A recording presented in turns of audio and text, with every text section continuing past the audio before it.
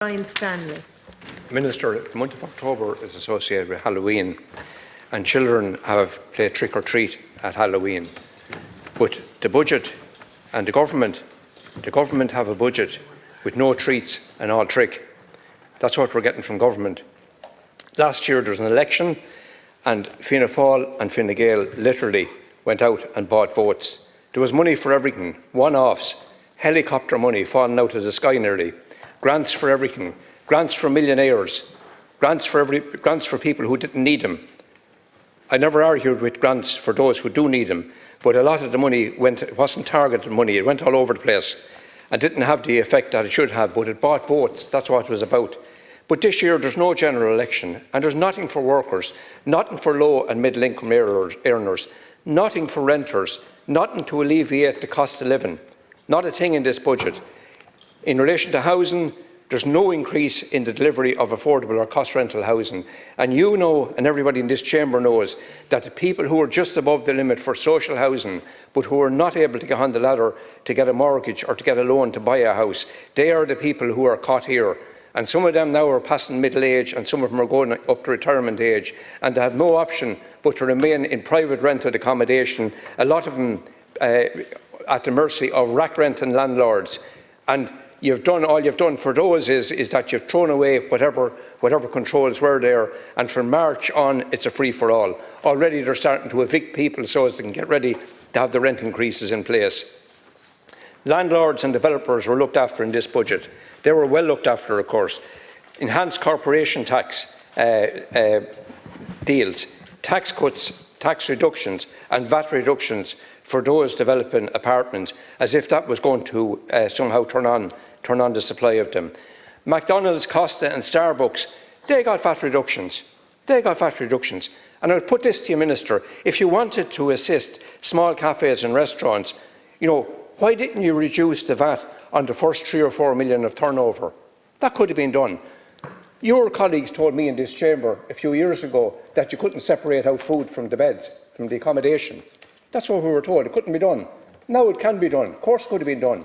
And I'm asking you why you didn't reduce the VAT on the first 2 or 3 or 4 million so as to help those small businesses to survive that are under pressure.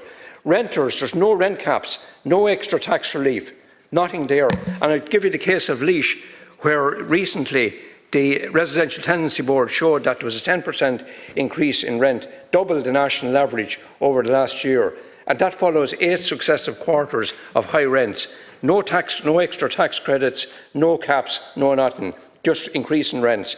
Workers got no tax relief, and particularly those who are between 24 and 70,000. Nothing for them. What they did get is more local property tax, more carbon tax, no increase in child benefit, and an increase in third-level college fees. No matter which way you dress this up, it's an increase in third-level college fees from 2,000 to 2,500 this year, and don't try to spin it any other way.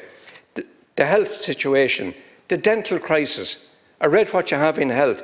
There is no specific extra funding for dental services. There is no public dental system in Laois we're talking about.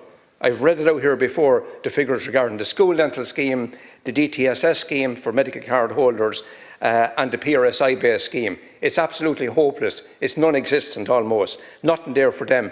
And we're supposed to be almost on the threshold of achieving sláinte care. We're heading for 10 years into it, a decade. And there's no increase in the threshold, income threshold for medical cards. In the name of God, do you realise that there's people there who should have medical cards who can't go to a doctor? Low-income workers. You've missed them again. You haven't bothered about them. That's nearly 20 years now since that threshold was increased. 2 decades. I'm highlighting it in this chamber. I think this is my 14th or 15th year to do it, and you didn't do anything for them. So low and middle income earners, no medical cards, no tax relief, no income increases, and as I said, more tax, more local property tax, more carbon tax, and higher electricity and gas prices. And just in the farming sector, the tillage support, I looked at what's there, unless you can show me where it's buried somewhere in a document, but I don't see anything there for the tillage sector, who is under the most pressure. They're operating on thin margins, and if there's any tweak, if they get bad weather, they'll be in the red. The suckler farmers, no increase in support for them. So you had 10.4 billion, Minister, 10.4 billion headroom here.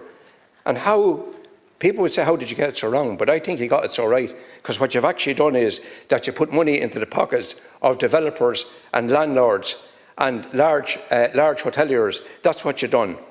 That seems to be what this budget is all about. And this budget looked after the wealthy. You're taking ordinary people for mugs. So the general election last year, money for everything. The country was awash with money. That's what we're being told. Several payments, one-off payments. This year, nothing, only hardship for people who are on middle and low incomes. That's the reality here, Count Corley. Deputy.